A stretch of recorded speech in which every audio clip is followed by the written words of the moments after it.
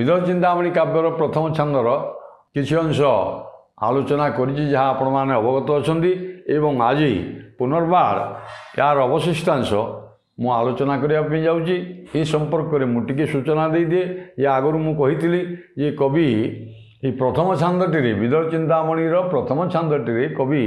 समस्त सूचनाक्रमे काव्यर वर्णित विषयवस्तु एवं खलस्तुति साधु निंदा एवं विषयवस्तु शब्द विन्यास अलंकार एवं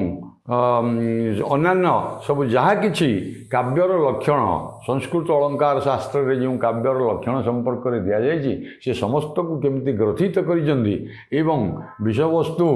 कौन ये काव्य रहिबो एवं ये काव्य केमिति विद्वान बा पाठक मानकर श्रोता बंधु मानकर